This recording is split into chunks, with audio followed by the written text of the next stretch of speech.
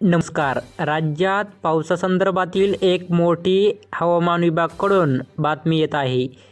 पुण्याला red alert जारी केला आहे. बातमी पुण्यापासून आहे. मराठी आपल्या तसेच आपल्या दिशा नैसर्गिक शेती चॅनलवर नवीन असाल तर आपल्या चॅनलला नक्की सबस्क्राईब करा, जेणेकरून नोटिफिकेशन तुमच्यापर्यंत पाहायला मिळणार. ठिकठिकाणी तुम्ही पाहू शकता, पुण्यात पुन्हा एकदा मुसळधार पाऊस सुरू झाला आहे असून सकल भागात धरणातून विसर्ग वाढवण्यात आला आहे.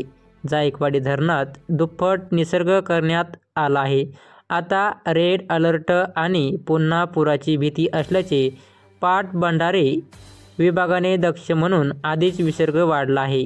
या सर्व पार्श्वभूमीवर मुख्यमंत्री एकनाथ शिंदे यांच्याकडून पुणे जिल्ह्यात प्रशासनाला आवश्यक त्याने सूचना देण्यात आली आहे.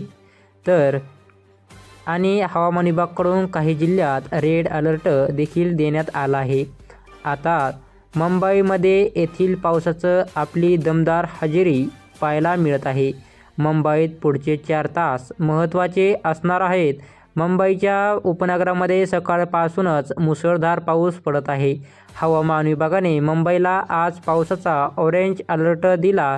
त्यामुळे 3 ते 4 तास मुंबईत मुसळधार ते अतिमुसळधार पाऊस पडण्याची शक्यता दिली आहे.